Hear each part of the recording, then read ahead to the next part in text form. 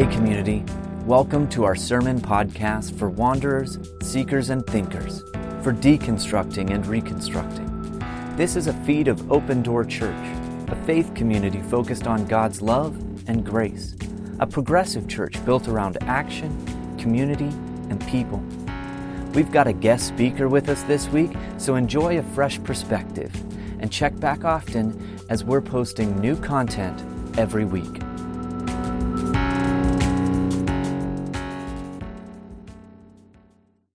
All right. Okay, so good morning. My name is Nathan Bonney. Some of you were here last week, I think. Thanks for coming back. For those that do not know me, my family and I have been attending Open Door Church for nearly 8 years. And every once in a while, I will help cover for Bradley when he's away. And if you're new, he'll be back next week. My wife, Erin, who did communion and the announcements, is the other pastor here at Open Door Church. Together we have 3 children. They're away right now. And as I mentioned last week, I am an academic. This morning will be on a little bit more of the academic side. And currently I'm a social worker working in the area of affordable housing with More Than a Roof Housing Society. And I think we're ready for the slides, Jim. Last time I introduced the theme of deconstruction, borrowing from one of my favorite philosophers and theologians, John D. Caputo. I entitled this 2-part series, this is part 2, What Would Jesus Deconstruct? WWJD.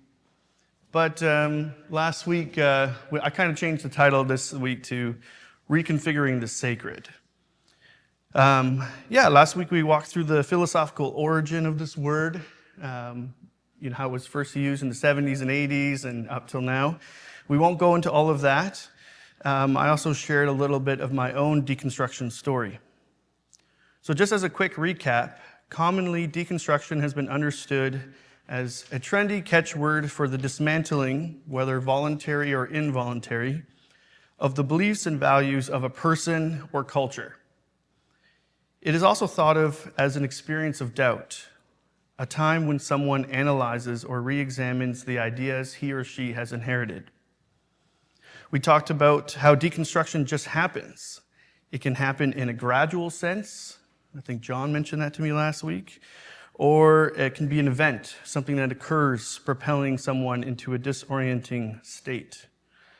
We highlighted the idea from Richard Carney and others that without disorientation, there can be no reorientation. Now, some people who are deconstructing have been free to explore and follow their questions, while others have had to stay within relatively narrow boundaries, afraid to share their thoughts and questions. Thus, the experience of deconstruction can happen in supportive communities or hostile communities, or hostile ones. In contrast to the message of some of the books on deconstruction I found at the Christian bookstore, my aim last week was to show that deconstruction is not a negative thing, but is rather a movement of openness, opening us up to the other, to the world, and to justice. When someone begins to see their own faith tradition in a different light, it can be unsettling. However, deconstruction is not to destroy, but it consists rather of opening us up to other viewpoints and to possible meanings within our texts and traditions. This, of course, can be risky, and we may find ourselves letting go of the certainties we clung so tightly to. And I have this, again, sharing this quote from Caputo that I like. In a deconstruction, our lives, our beliefs, and our practices are not destroyed, but forced to reform and reconfigure, which is risky business. As we mentioned last week, for varying reasons and for many people, Christian evangelicalism as a master narrative has begun to lose its credibility. Foundational certainties have been disrupted. Wait, what is a master narrative? I just kind of use that word really quickly. All right, so I have a definition. A master narrative admits only one voice, its own, which unavoidably suppresses all other narratives. master narratives pretend to possess ultimate interpretations of reality while situating themselves above the reality. Last time I shared how after graduating from Prairie Bible College and going to graduate school, a few tendencies from the evangelical tradition that I grew up in began to not sit very well with me. The tendency to flee from this world and invest so much energy in the afterworld. The hypermasculinity I would see at Christian conferences, and attitudes of inhospitality towards the stranger and the marginalized. Well, to continue telling my deconstruction story, as we're putting it, I would say you could describe the first stage for me as an ethical turn. It was the reorientation of my faith towards love and justice. What became so crucial for me during this time were the powerful calls in Scripture to feed the hungry, loosen the chains of the oppressed, cover the naked, provide for the homeless, take care of the earth, and strengthen the weak. Those things are still important to me, of course. The stage of deconstruction I fell into next, however, was one where I began to see God differently. This morning, I'd like to talk about how we might think of God in a different way than the conventional images of God we have inherited. My thesis this morning is that if deconstruction is a practice of disrupting closure, if it consists of the idea of loosening up assembled structures and concepts to allow new meanings to emerge, then a traditional view of God and God's power is something that can also be pulled apart or deconstructed. A consistent theme that comes up in researching this topic of deconstruction and its relation to faith is that at the heart of most deconstruction experiences are damaging views of God. For many, the God of traditional theology, who predetermines the actions of all, permits evil, and allows us to experience pain in order to test our obedience, leads to distorted ideas and practices that should be left behind. In their book, God After Deconstruction, Thomas J. Ord and Tripp Fuller write that once we realize that bad theologies lie at the heart of deconstruction, we have three choices. Yes, we can return to the damaging theological ideas and practices we've been taught. We can walk away from God completely, or we can search for better ways to think about God and life. And when I read that, it reminded me, I often describe these three choices in terms of 3 R's. One can retain what they've been taught, reject it entirely, or seek to reconfigure inherited ideas in authentic and meaningful ways. And notice the alternative title for today's talk is Reconfiguring the Sacred. I'd like to reflect a bit on the significance of reconfiguring, which is a kind of reconstruction of something. Going into a little bit some academic things. In his book, Taking on the Tradition, am I echoey? Is it echoey? Okay. Yeah, in his book, Taking on the Tradition, Jacques Derrida and the Legacies of Deconstruction, Michael Noss speaks about how traditions shape us, but how these traditions ultimately do not get the final word. He explains that from the view of the tradition, there is nothing new under the sun. We see things through the lens of our tradition, and yet each time we receive the tradition, each time we take it on, we are offered a chance to receive something unforeseeable or unprecedented within it. Michael Noss continues, although all our thinking, all our receptions are illuminated in advance by the horizon of our tradition, our turning towards that horizon is not. In other words, our tradition does not determine our response to it.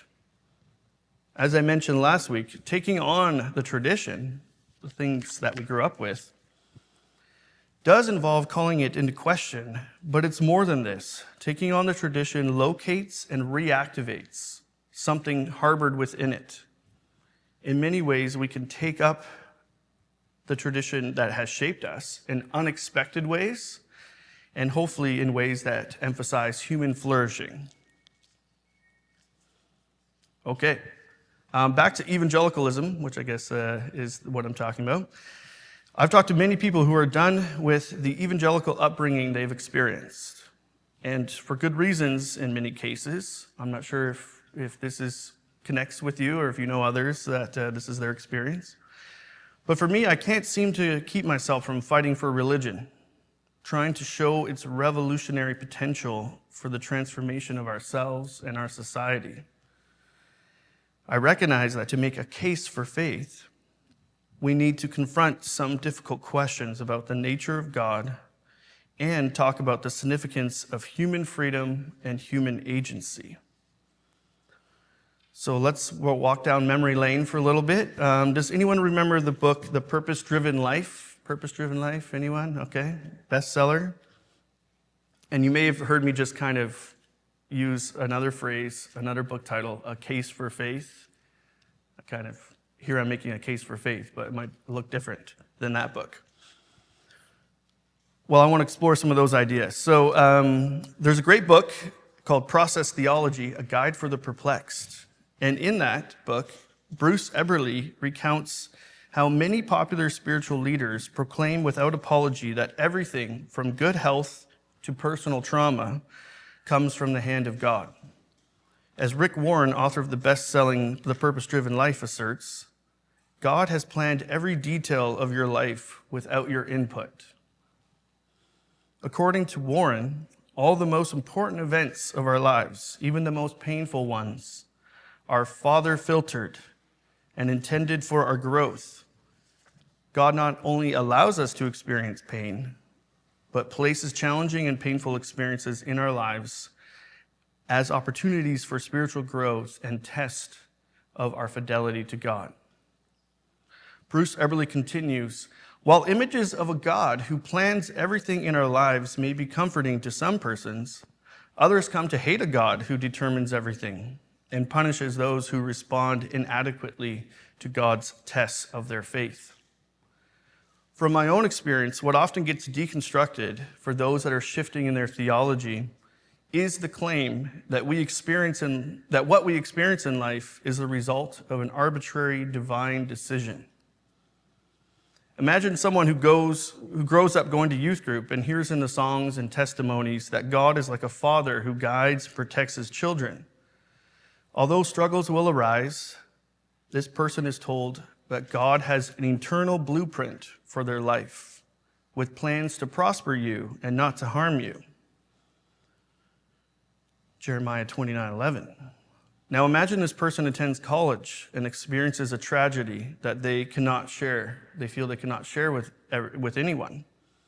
Suddenly they begin to suffer from anxiety attacks. They begin to wonder, if God was all-powerful and all-loving, why did God permit pointless pain? When we turn to hear responses from our church leaders who maintain that God is sovereign and in control, we hear things like, God allowed this to happen, and our job is to submit and suffer for the case of Christ, for the cause of Christ. Or I know this is hard, but God has a plan for this.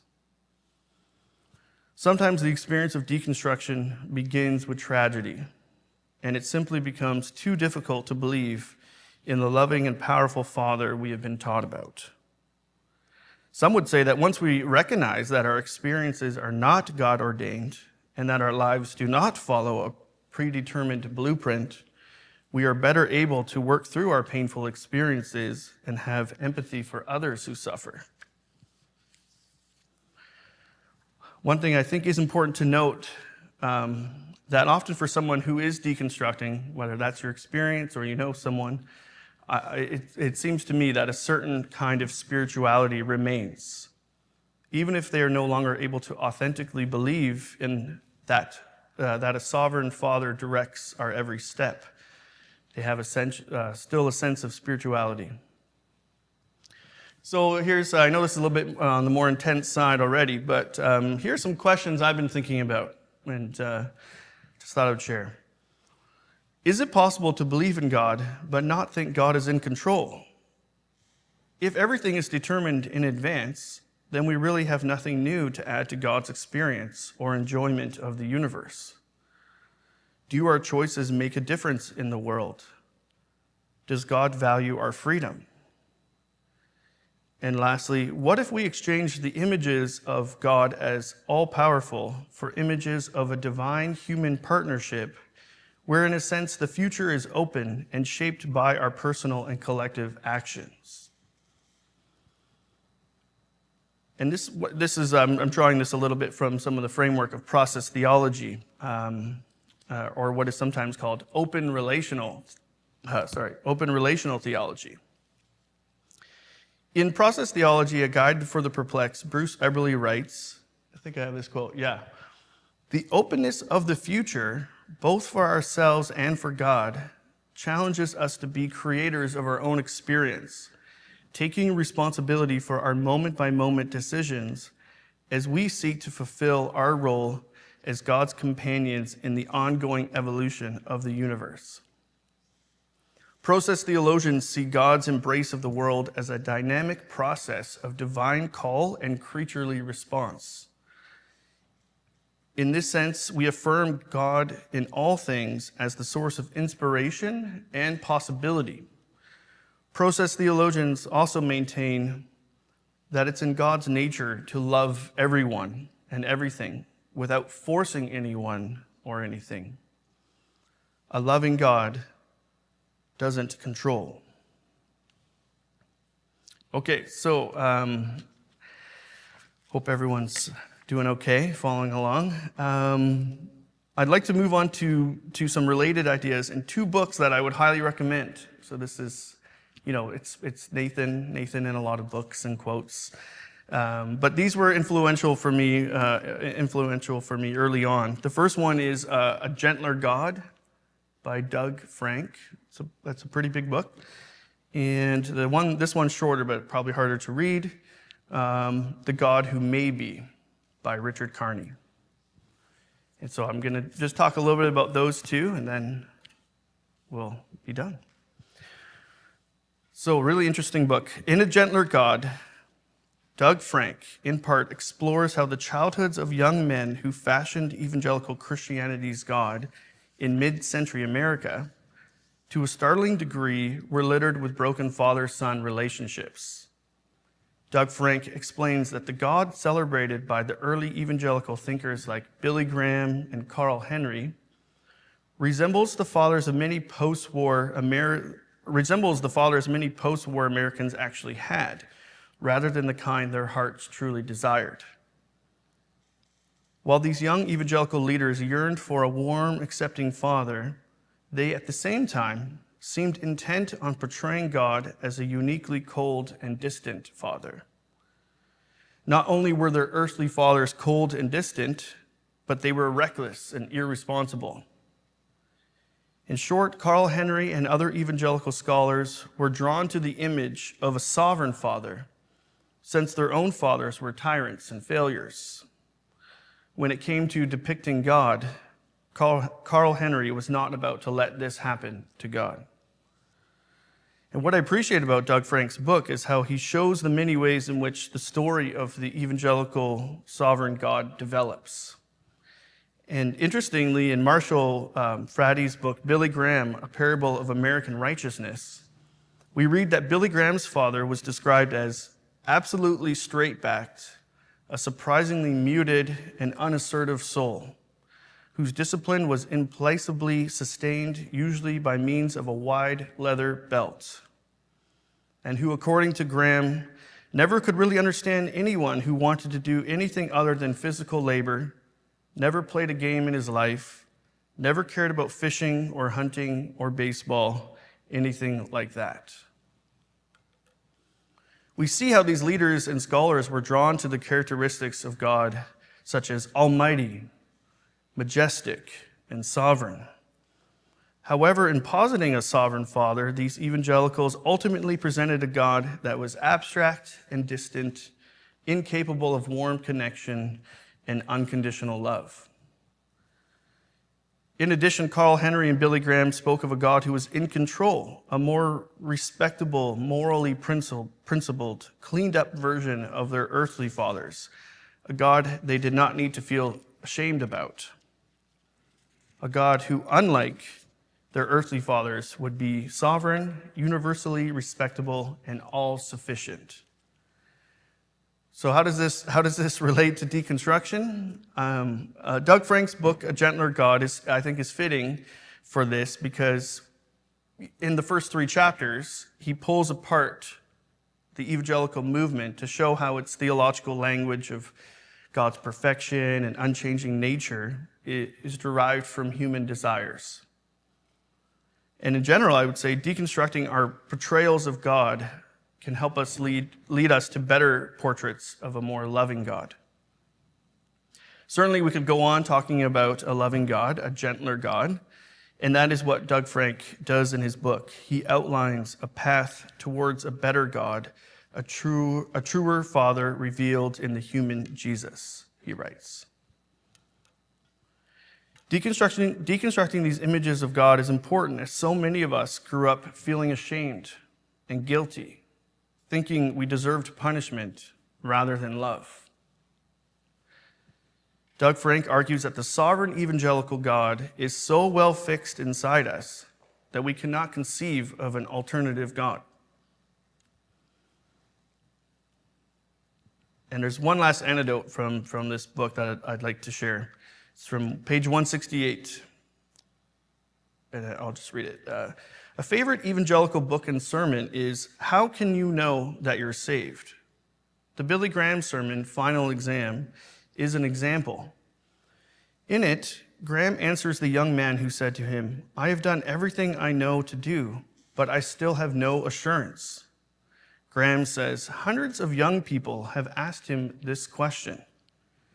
Maybe that's because it's a very good question. It reveals how many young evangelicals have met a God they cannot trust. I would like to end with just another provocative sort of idea. So far, we've talked about process theology and challenging the theological language of omnipotence and sovereignty. And now I briefly want to talk about this one, the God who may be. I know so many books. You should come to my house. I have lots of books. Okay, so I will launch into that. In his book, The God Who May Be, Carney asserts that God neither is nor is not, but may be. That is, God's very potentiality to be is realized when we open ourselves to the transfiguring power of transcendence. For Carney, transfiguring the possible into the actual and thereby enabling the coming kingdom into being is not just something God does for us, but also something we do for God. It's a little tricky language, but it's he also adds, if we say no to the kingdom will not come. His example is that of Mary, the mother of Jesus. If a young maid from Nazareth had not said yes to the annunciating angel, there would have been no Christ. Carney suggests that the human freedom given to us implies that much depends on our willingness to say yes to God and to others. Relying on humanity to initiate justice and love, Carney maintains, is a risky aspect of our reality. We are free to make the world a more just and loving place, or not to. According to this reading, God can be God only if we enable this to happen. In his writings, Richard Carney advances a view of God who needs and desires us, waiting for our signs, just as we wait in return. Thus, God's possibility cannot be witnessed until human persons decide to transform their world. That is, as he writes, to translate epiphanies of transcendence into the immanence of everyday action. Carney's interpretation of divinity as a possibility to be challenges the way God is articulated in scholasticism and in modernity. We get phrases like God is pure being, first caused, uncaused, omnipotent. Instead of viewing God as a detached, abstract God of first principles, Carney conceives of God as he says, a promise, a call, a desire to love and be loved that cannot be at all unless we allow God to be God. But what does it mean to allow God to be God? One of Kearney's regularly cited examples comes from Eddie Hilsum's powerful diary entries written in her prison cell from 1941 to 1943. Eddie Hilsum was a young Jewish woman who held a position in the Jewish Council of Amsterdam, but chose to join her family when they were taken away to a Nazi transit camp in eastern Netherlands. Shortly before she was executed in a Nazi concentration camp, Eddie Hilsum wrote a Sunday morning prayer in which she testifies to her commitment to God despite God's powerlessness. She prays, "Tonight, for the first time, I lay in the dark with burning eyes as scene after scene of human suffering passes before me. One thing is becoming increasingly clear to me, that you cannot help us, that we must help you to help ourselves. And that is all we can manage these days, and also all that really matters, that we safeguard that little piece of you, God, in ourselves. Alas, there doesn't seem to be much you yourself can do about our circumstances, about our lives. Neither do I hold you responsible. You cannot help us, but we must help you and defend your dwelling place inside us to the last." Eddie here attempts to resolve herself to the fact that God is powerless to save the Jewish people from their affliction. As a result, she contends that her people must help God be God by carrying out the responsibility of safeguarding that little piece of the divine in themselves and in others.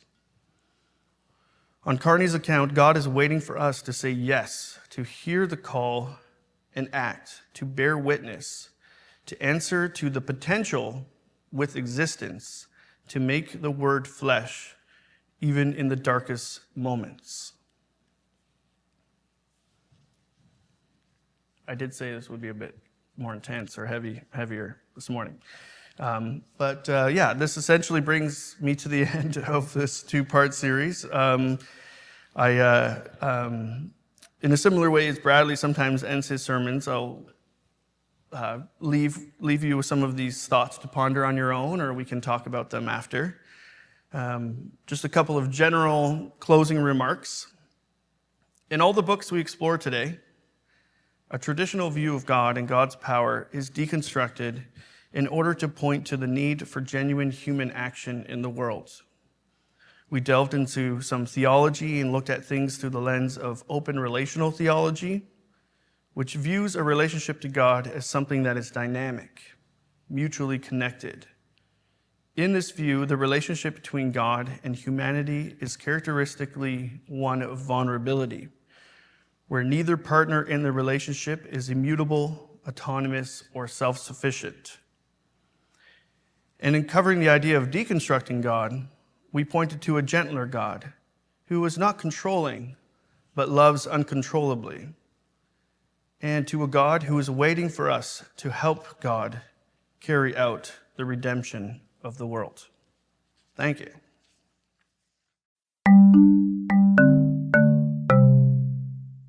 Thanks for listening to this sermon podcast from Open Door Church. Our intro and outro music was created by Lee Rosevear and is used under a Creative Commons by attribution license. Have a great week, ask the hard questions, and explore God's love. Everyone is always welcome to join the journey with us at Open Door. Learn more at opendoorfamily.ca. That's opendoorfamily.ca.